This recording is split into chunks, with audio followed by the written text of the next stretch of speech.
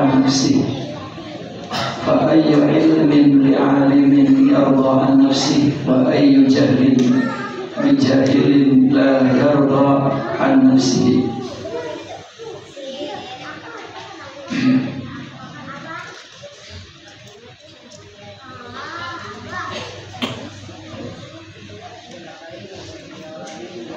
Aslu kulli ma'siyatin, dasarnya setiap maksiat, asal usulnya, sumbernya setiap maksiat. Pertama, maksiat ini adalah menyalahi perintah Allah dan melanggar larangan Allah Subhanahu wa Ta'ala.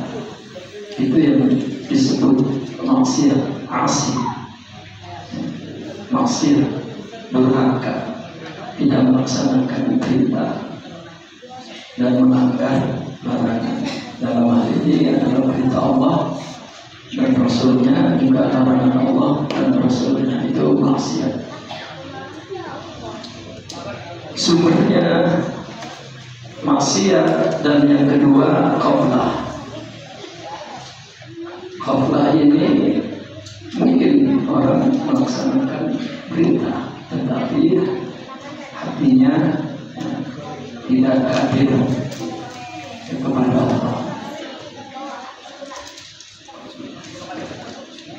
Banyak orang kita melihat bahwa dia tidak. Ini masalah ghaflah. Banyak orang mengabaikan tentang ghaflah. Artinya ketika melakukan ibadah, melakukan amal baik, hatinya tidak hadir. Dengan kata lain, tidak dengan penuh kesadaran bahwa dia melakukan kebaikan itu mesti melakukannya lillah. Terkadang orang masih di bawah rutinitas, tidak berhenti melakukan hal, berzikir, membaca Al-Quran, tapi terkadang mudah saja melakukan maksiat. Kita sering mendengar ya Allah berfirman, inna sholata tanha 'anil fahsya'i wal munkar. Itu yang mencegah perbuatan buruk. Kan sholat, artinya orang yang sholat, cahaya sholat itu Allah jadikan satu buah rupiah, kekuatan rohani yang apabila dia masih maka ada yang mencegah. Tetapi kita melakukan kebaikan, ternyata pada waktu kita melakukan maksiat, melakukan satu. Ini tidak disadari bahwa sebabnya adalah Allah.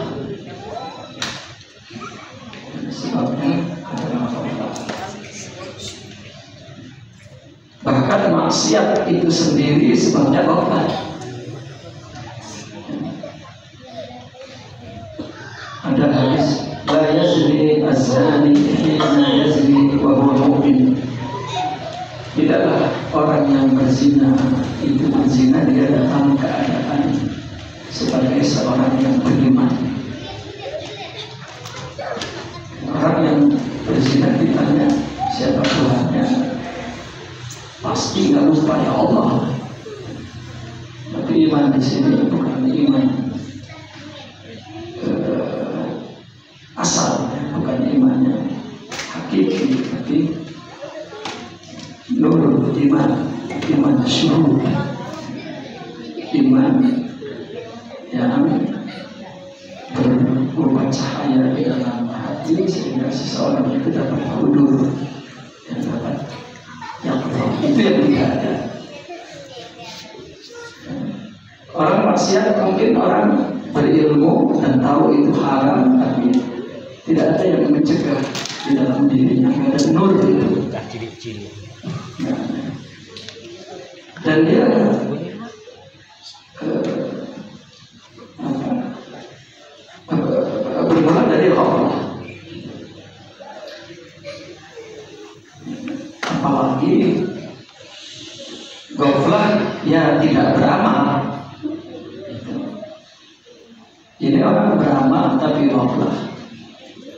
masih membolehkan orang berjebak dalam maksiat. Kalau orang yang sedang melakukan maksiat pasti sedang ghaflah, pasti. Kalau itu kan ya logis, artinya kita terima. Tapi ada orang yang tidak sedang maksiat, sedang ibadah. Kita sebagai ustaz berdakwah, mengajar, baca Quran, zikir, pimpin sholat jamaah dan perbuatan. Kan itu perbuatan ta'ah. Tapi kalau dilakukannya dengan ghaflah, ketika dia menghadapi maksiat, mudah saja jatuh. Mungkin dia berpikir, apa ya, benar saya tak pernah meninggalkan. Dia lupa bahwa ibadah itu tidak boleh. Yang orang berzikir saja kan, kalau lidah saja kan tidak perlu maknanya zikirnya zikir. Zahir ibadah juga selain lidah ini kan alat zahir, tidak digunakan untuk bergerak mengucapkan bacaan-bacaan Al-Quran, zikir, tetapi hati belum tentu hati.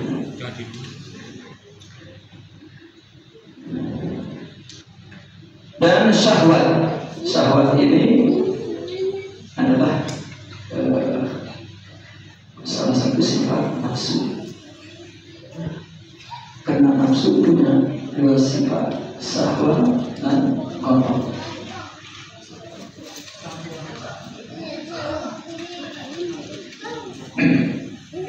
Sehingga sebetulnya urutannya syahwat, ghadab, maksiat.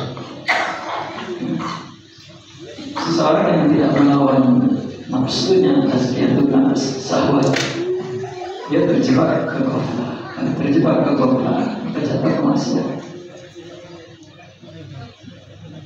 Ya. Syahwat, ghaflah, maksiat itu maksudnya urutannya itu. Orang maksiat, ya sedang ghaflah, ya sedang syahwat. Tapi tadi ada orang yang tidak sedang maksiat, tapi mungkin ghaflah dan mungkin juga syahwat. Ya, orang berebut jadi ustaz kan syahwat, tidak itu kemuliaan. Berebut jadi imam kan syahwat, padahal itu kebaikan. Nah, sebab semua itu adalah ar-ridha 'anil nafs. Sebabnya apakah itu maksiat, apakah itu ghaflah, apakah itu syahwat, adalah dia kalah dengan nafsu, tidak pernah melawan ridho, tidak mujahadah. Ridho an-nafs ini ya pasrah kepada nafsu, bahkan bukan hanya pasrah, membela, suka. Dan ini bab tasawuf.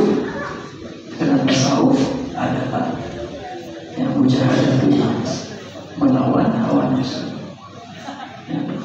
Tak ada yang menjadi fokus aktivitas orang yang sedang bertarekat melainkan tazkiyatun nafs, sehingga menjadi identik tasawuf itu dengan tazkiyatun nafs. Kalau ditanya apa yang dilakukan tazkiyatun nafs, namun tazkiyatun nafs ya selalu saya suka mengulang-ulang ini karena ya khawatir kalau tidak diulang-ulang dan dilengkapi penjelasannya nanti ada satu pandangan miring bahwa tazkiyatun nafs itu ketika dalam melakukan ibadah dan kebaikan. Karena ada orang bertarekat, dia puasa, dia khalwat, sampai dia mutih, tapi yang dibicara adalah kedudukan ya, ahli misalnya, ingin hebat, dan itu nafsu, dan itu tidak sedang terkendali. Jadi perspektif nafsu itu adalah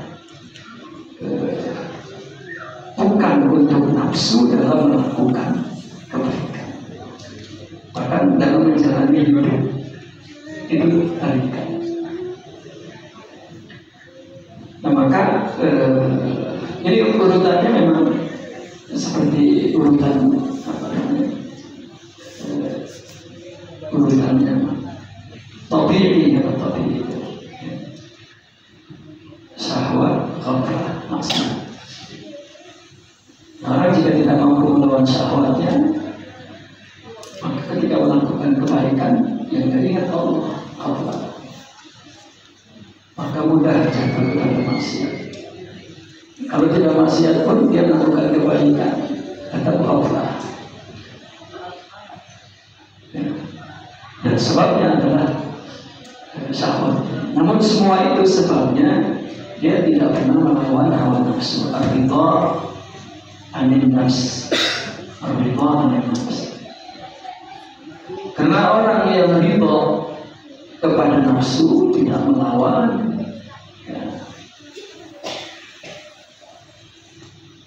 nafsu ini akan menutup keburukannya, sehingga dia merasa baik saja.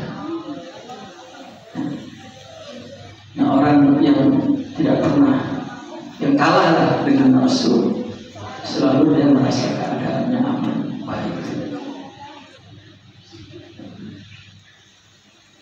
Nah kalau sudah begitu, maka dia akan diliputi kelalaian dari Allah.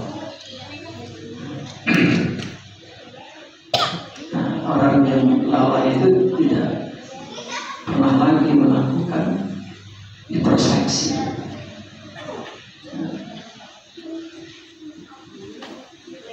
Sebaliknya, wa aslu kulli ta'atin, asal usulnya setiap ketaatan ini sebaliknya, yaitu memenuhi perintah dan juga menjauhi larangan Allah. Lawannya ghaflah, yaqdhah. Yaqdhah ini kesadaran hati. Ketika dia melakukan kebaikan, dia merasa berhadapan dengan Allah dan menyadari betul bahwa apa yang dilakukannya sesuai dengan syariat dan diridhoi Allah. Ifatin dan ifah. Ifah ini keluhuran himmah, ketinggian semangat sehingga mampu mengalahkan syahwat. Nah, sumber semua itu ada ridha minka anha, tidak adanya keriduan darimu kepada nafsu. Nah orang yang kalau merasa dia tidak di dalam diri ini ada nafsu dan dia tidak merasa aman, maka senantiasa ada introspeksi diri dan merasa bahwa ibadahnya selalu kurang sempurna, kebaikannya selalu kurang bersih,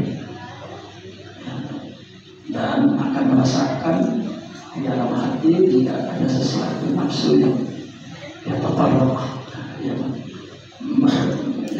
yang tadinya datang merayap, muncul kesombongan, keriaan, pengakuan perasaan baik dan sebagainya.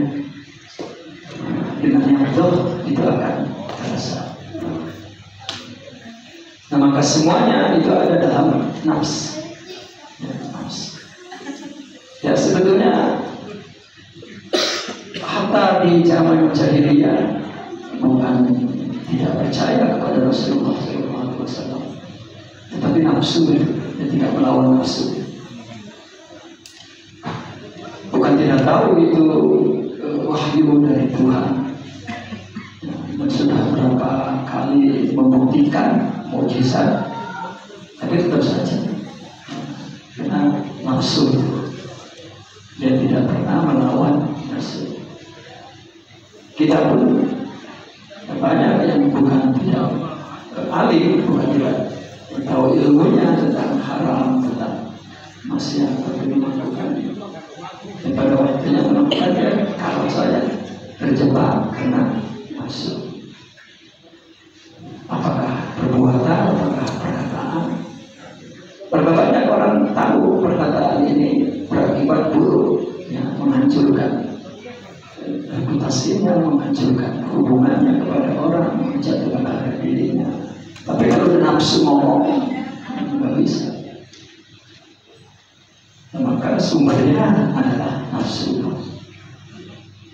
Sumbernya adalah nafsu. Lalu uniknya di sini, wala antashaba jahilan la yarda an nafsihi khairun laka min antashaba aliman yarda an nafsihi. Engkau bersahabat dengan orang yang jahil, artinya berkuduah dengan orang yang jahil. Ini jahil dalam ilmu zahir, jahil dalam ilmu amal zahir, yang dia itu menyerah dari nafsunya, ridha dari nafsunya. Itu lebih baik layar dia tidak menyerah, tidak ridha dari nafsunya, selalu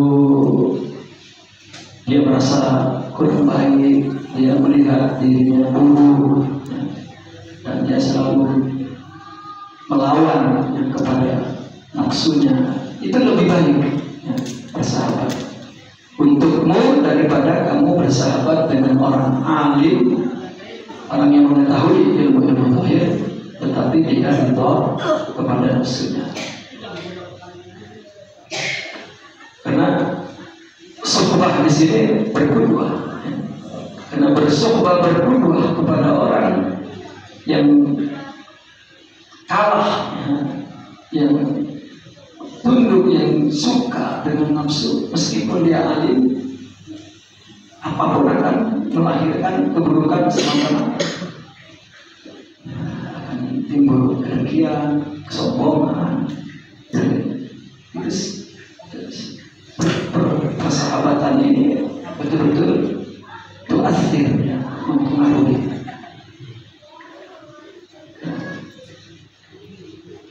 Seorang pimpinannya penggibah misalnya, maka semua muridnya itu mudah untuk menggibah, merendahkan, menjatuhkan, sehingga orang-orang yang bersahabat dengan dia akan mendapatkan, menghasilkan sifat-sifat buruk dari orang meskipun berilmu, tetapi dia tidak pernah introspeksi pada dirinya dan kalah dengan nafsunya. Namun, wa ayyu ilmin li'alimin yarda an nafsihi wa ayyu jahlin li jahilin la yarda an nafsihi. Maka ilmu mana bagi seorang alim?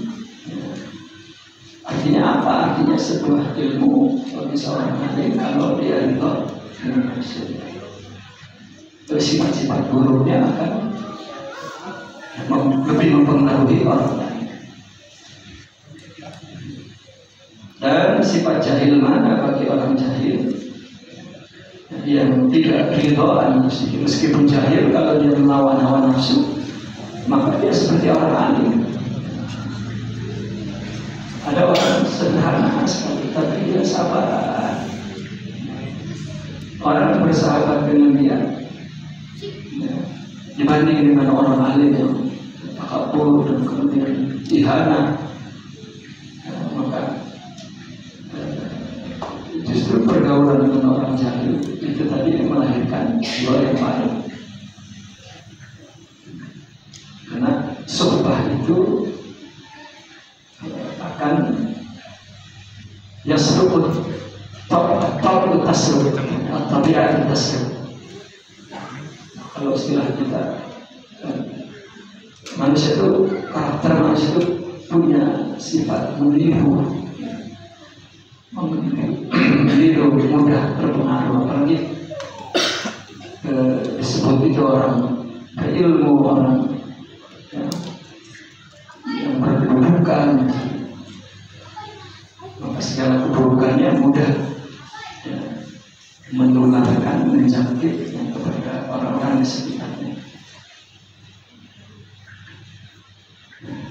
Nah, seseorang apabila dia terus introspeksi, artinya melawan hawa nafsunya, maka kebodohannya itu tertutupi dan ada sifat-sifat baiknya. Namun hampir tidak dikatakan ilmu kalau orang mengikuti hawa nafsu itu. Ilmunya tidak bermanfaat maksudnya. Kalau orang tidak punya ilmu dan melawan hawa nafsu, itu tidak dikatakan bodoh. Ilmu melawan hawa nafsu itu sendiri sebuah ilmu yang mulia. Wa qala radhiyallahu anhu, ini sebetulnya hikmah ini maknanya bergabung dengan hikmah sebelumnya. Hikmah yang selanjutnya ini kelihatannya judulnya berbeda. Wa qala radhiyallahu syu'a'ul basirati yushhiduka qurbahu minka wa 'ainul basirati tushhiduka 'adamaka liwujudihi wa haqqul basirati yushhiduka wujudaka la 'adamaka wa la wujudaka. Syu'a'ul basirah, syu'a' ini percikan cahaya, percikan cahaya mata batin, boleh disebut akal. Syu'a'ul basirah itu akal.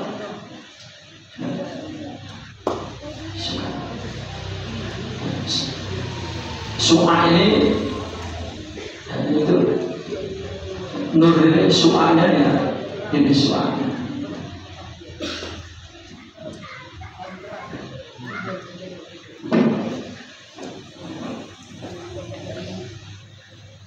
Atau dengan kata lain adalah cahaya akal. Akal ketika mendapat ilmu pengetahuan, maka ilmu nurun, aklu nurun, ketika cahaya akal kemudian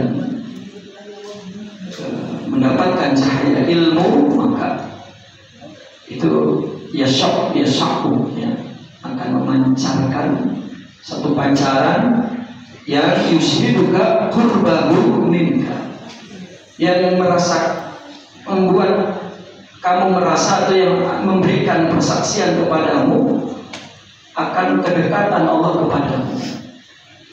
Kalau kita berpikir dengan pengetahuan akal kita tentang Allah, kita akan merasa bahwa Allah begitu dekat. Allah dekat kepada kita. Wa 'ainul basirati, dan 'ainul basirah,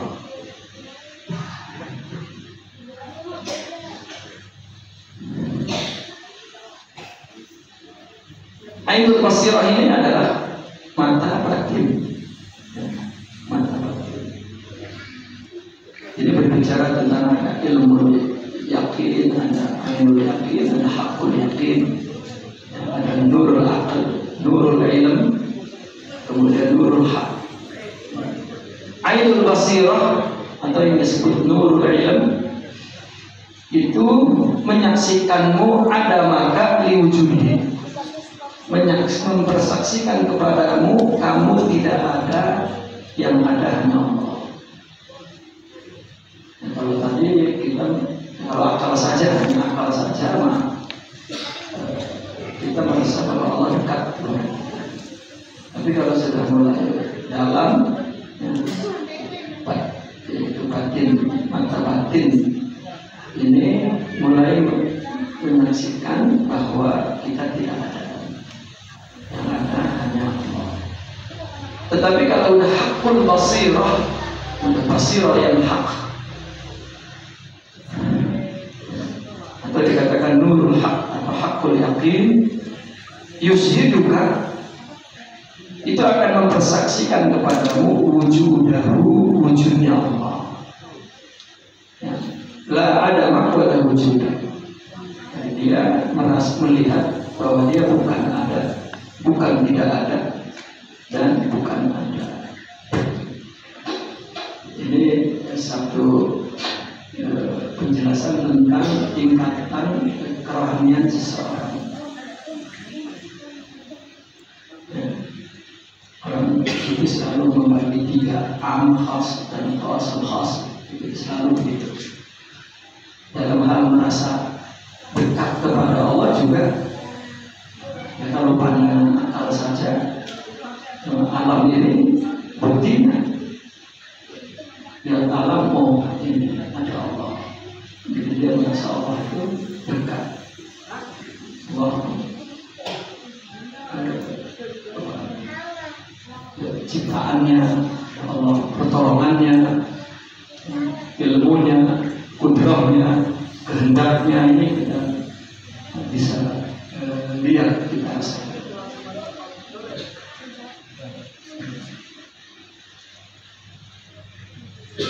Tetapi kalau sudah menggunakan batin dengan ilmu ma'rifat, hakikat, maka yang dia lihat hanya wujud Allah. Fana. Namun ketika semakin tinggi hakul basirah, yang dia lihat justru wujud Allah saja, yaitu baqa.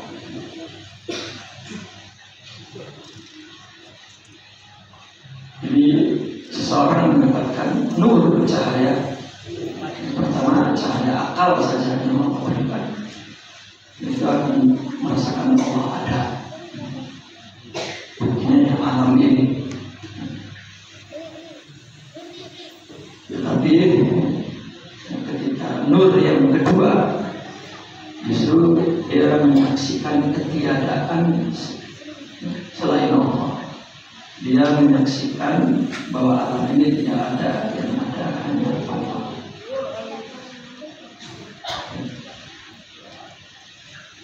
Adapun yang ketiga,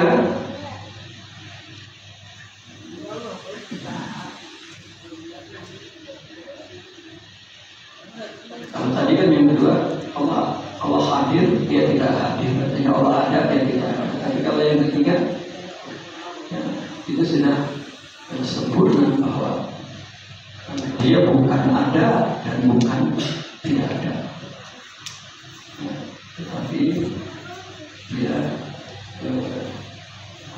cipta daripada Allah Subhanahu wa ta'ala. Kalau yang pertama menimbulkan sifat introspeksi, muhasabah, muraqabah, merasa malu, itu kalau memang akalnya betul-betul cerdas. Kalau yang kedua, cahaya yang kedua menimbulkan sifat ridho, pasrah. Namun yang terakhir itu baqa. Baqa ini hayatul qalbi ba'da mautil jasad. Rohaninya hidup, maka apabila rohaninya hidup, maka jasadnya mati. Jasad ini maksudnya nafsu. Dan kita perlu memahami juga bahasa-bahasa seperti itu, bahwa bukan mati itu tidak berfungsi, bukan seorang aulia yang hidup dikatakan gila nafsin, tanpa nafsu itu tidak punya nafsu, bukan begitu. seluruh perangkat nafsunya itu sudah tunduk dengan kekuatan rohani. Karena tasawuf kan tadi tazkiyah, tahalli itu tahalli. Jadi upaya pertama itu dia melakukan hal-hal yang memberi perlawanan kepada nafsu, melawan, benar yang melawan, yang akan menundukkan nafsu itu Allah. Tapi kita mesti menunjukkan upaya, akan upaya ini bentuk pertunjukan iftiqar kepada Allah. Misalnya kita berzikir atau kita puasa atau kita khalwah, jangan diiktimad kepada amal ini bahwa zikir ini bisa melahirkan satu asap kemenyan, asap kemanjuran yang akan menghalangkan nafsu itu. Jangan itu iktimad kepada amal. Tapi amal itu adalah izharul iftiqar, bentuk wasilah kepada Allah, bahwa kita mohon pertolongan kepada Allah agar Allah mengalahkan nafsu. Karena kalau iktimad kepada amal, ada yang mengatakan itu bukan mujahadah, itu bukan mujahadah. Itu nanti karomahnya bukan karomah ma'nawiyah, bukan ma'rifah subuh, maka karomahnya hissiyah, itu luar biasa. Maka kalau hissiyah itu kan boleh jadi kita yang baru mula-mula aja dapat, dan itu sebagai fitnah ujian. Nah, itu yang perlu sangat disadari, dipahami.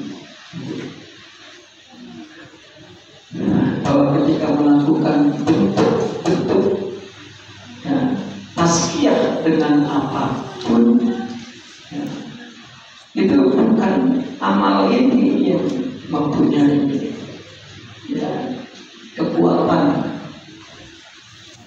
dapat mengusir nafsu, misalnya mengalahkan nafsu. Bukan.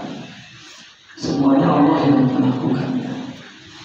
Kita hanya melakukan kewajiban sebagai hamba, ya istilahnya ya menggerakkan tubuh lah, karena ini diperintah oleh Allah yang memberikan tahalli itu, cahaya itu dan rohani,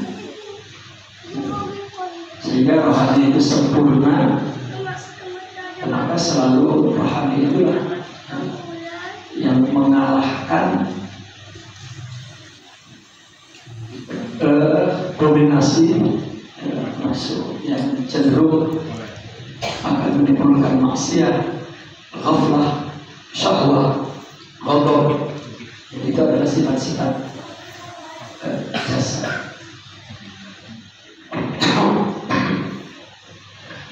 Maka yang bahkan bagi seorang yang sedang bertarekat, yang sangat diperhatikan bukan ketika maksiat, tetapi ketika dia melakukan ibadah agar hubungan dengan Allah. Itu yang paling penting, agar tidak iktimad kepada amal, agar tidak iktimad kepada amal. Nah, sehingga disebut baqa. Tadi kan nurul basirah, nurul yaqin atau ainul yaqin, itu fana, tidak ada, yang ada hanya Allah. Dia semakin tinggi, dia tidak melihat dirinya ada, tidak melihat dirinya tidak ada. Dia hanya melihat yang ada hanyalah Allah. Nah, itu sudah bukan akal. Kalau akal kan tadi pertama di atas. Kita khusyuk kan pakai akal. Saya terpoi itu. Nggak hilang-hilang, malah tambah muncul dapat akal.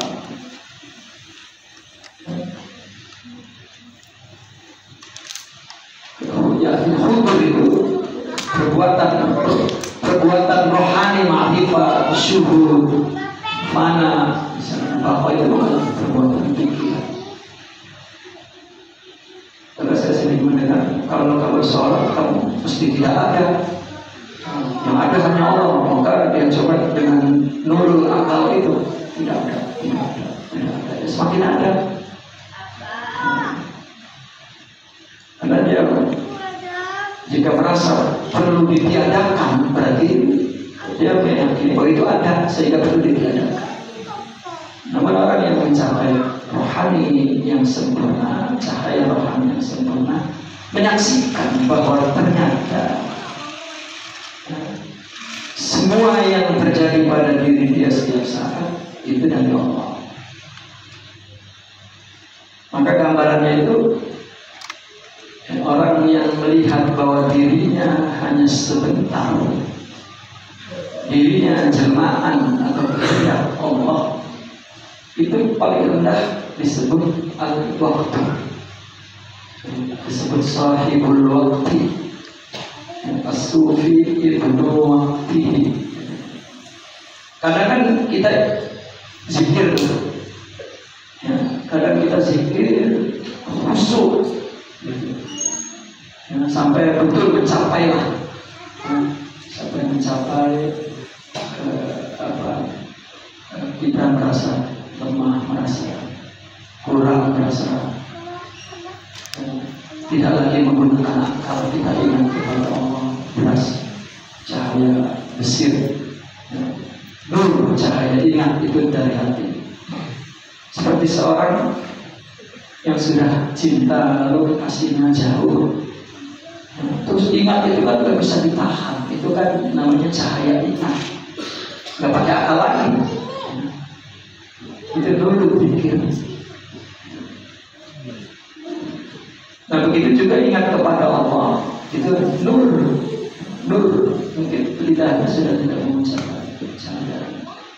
Nah ketika itu dia berada dalam waktu, wahwa fil waktu, dia berada dalam waktu. Kenapa dikatakan dalam waktu? Karena waktu itu adalah engkau berada pada saat itu waktu. Kalau kita sholat tapi hatinya ingat pekerjaan, maka waktumu adalah pekerjaan. Kalau kita sedang hatinya sedih, maka waktumu sedih. Gembira, waktumu gembira. Tetapi ketika kita dalam keadaan apapun, hati kita justru melahirkan cahaya ingat, maka waktumu adalah Allah, waktumu adalah syukur kepada Allah Subhanahu wa Ta'ala. Tetapi kalau seseorang mengingatnya lebih panjang daripada sesaat, setengah hari misalnya, atau setengah malam, atau 1 hari, 2 hari, itu namanya hal.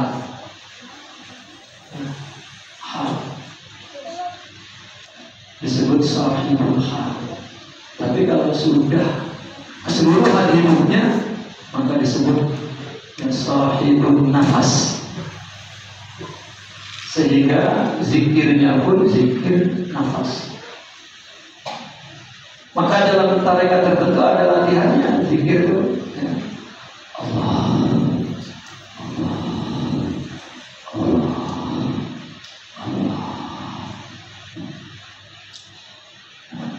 Itu latihan sebetulnya. Sebetulnya maksud zikir nafas kan kehidupan kita. Maka orang yang sudah ingat tak lupa-lupa, maka dia ashabun nafas, sahibun nafas. Tidak lupa-lupa, sahibun nafas. Bukan zikir nafas nanti menimbulkan ma'rifat. Ya kalau zikirnya 1 jam, Allah.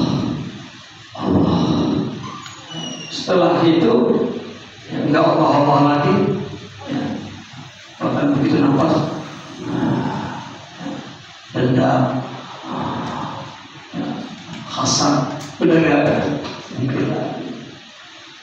Maka ada orang latih zikir, ya, Allah, Allah, kemudian kemudian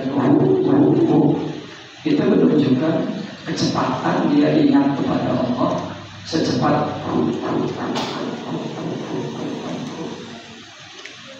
maka itu juga di dalam tasawuf dilatih dengan zikir tapi jangan iktimat kepada zikir ini bahwa kalau sudah zikir ini wah mungkin naik ya, makomnya naik, dan itu kesalahan kaprah dalam tarikat. Jadi orang itu sudah zikirnya sampai di mana, berarti makomnya. Nah, itu ketika tasawuf hanya riwayatnya yang berjalan tapi tidak hakikatnya, riwayatnya yang bersambung, riwayat zikirnya, riwayat amal zahirnya, riwayat, tetapi hakikatnya tidak bersambung. Di mana orang tarekat tidak iktimat kepada amal, malah iktimat kepada amal. Di mana bahwa zikir-zikir itu adalah kaidah, metode, malah seolah-olah zikir itu menjadi tujuan. Maka lihat gambarannya bahwa orang merasakan kedekatan kepada Allah itu akal, hati, dan ruh. Kalau akal dia masalah dekat, karena ini ada dalilnya. Tapi kalau itu justru dia merasa dia tidak. Yang ada hanya Allah, artinya dia tidak ada ini. Apapun yang dilakukannya sudah tidak dengan ya, tidak dinisbatkan lagi kepada dirinya. Nah, adapun yang terakhir, mau dia nisbatkan kepada dirinya atau kepada Allah, dia sudah melihat bahwa dirinya bukan ada dan bukan tidak ada. Sehingga mereka mengaku anal haq, saya Tuhan. Nomor diri jumlah Rahman di belakang baju ini adalah Tuhan Rahman. Itu cerita, itu usul cerita, usul hikayah bahwa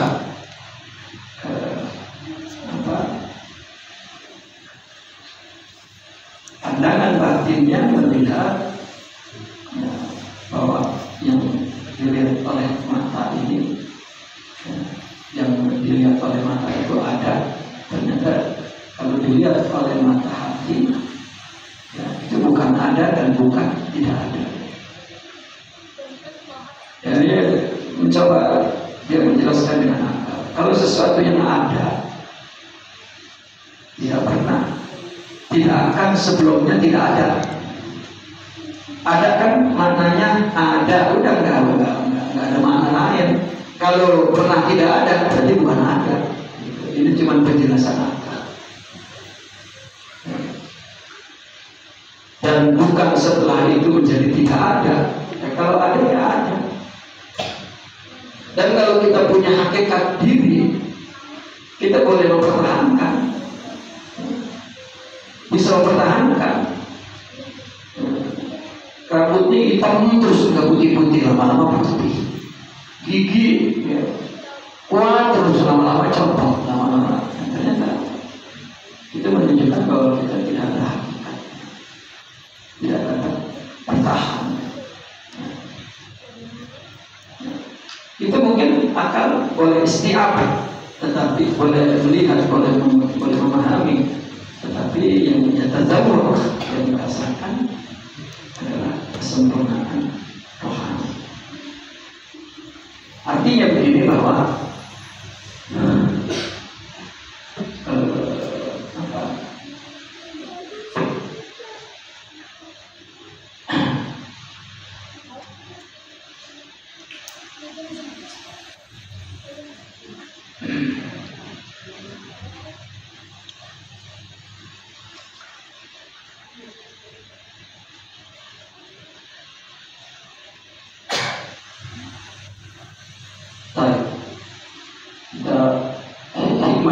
terakhir yang ketiga. Wa qala radhiyallahu anhu kana Allahu wa la syai'a ma'ahu wa huwa al-an 'ala ma 'alaihi kan. Kana Allah wa la syai'a ma'ahu. Allah ada dan tidak ada sesuatu bersama Allah. Orang kalau fana tidak akan menyaksikan bahwa ada sesuatu bersama Allah. Wa huwa al-an, dan dia sekarang Allah alama alaihika masih adanya seperti sedia kala, alama alaih, berdasarkan hakikat bahwa yang lain tidak ada. Wa huwa al-an ini artinya ketika dia musyahadah ternyata ya Allah tetap ada sendiri, tidak ada sesuatu yang bersama. Kita mungkin akal kan mengatakan dulu kita tidak ada, Allah ada. Oke, sekarang sebenarnya sekarang pun tidak ada. Artinya laisa ma'ahu syai', tidak ada sesuatu yang bersama Allah itu dulu dan alam. Dulu ketika kita tidak ada, yang ada hanya Allah, dan sekarang pun kita bukan ada. Sehingga sekarang sudah ada kata ada, sudah ada sesuatu yang ada di samping ya, Allah, di samping adanya Allah itu tidak ada. Itu karena Allah walam yakun ma'ahu syai' ada begitu. Itu walaan ya sampai sekarang tidak ada, namun perlu dengan alat batin menyaksikannya bahwa yang dilihat oleh mata ini makhluk di sekitarnya, yang dia lihat kalau batin yang melihat bahwa ini adalah surah citra, sehingga perumpamaannya seperti orang ngaca di depannya, kaca bercermin di depan kaca, bahwa yang muncul ini perumpamaannya seperti di kaca itu, tidak punya hakikat dan tidak punya sifat ada. Itu batin yang menyaksikannya, bukan mata. Kalau mata nggak bisa diubah, kalau yang objeknya memang apa yang ada di alam itu. Kalau mata batin itu apabila Allah berikan cahaya rohani ini, dan cahaya ini bukan suatu cahaya yang lain daripada yang lain. Cahaya itu sebetulnya sifat-sifat mulia itu, sifat-sifat mulia itu yang menimbulkan perbuatan syariah, dan nilai-nilai positif yang baik. Itu sebetulnya saya dikatakan semua kebaikan asalnya dari Islam, dan sesuatu yang indah yang berasal dari Nabi Muhammad Sallallahu Alaihi Wasallam. Karena Allah ciptakan untuk itu, untuk mengenal Allah Subhanahu Wa Taala. Alhamdulillah. Al-Fatihah.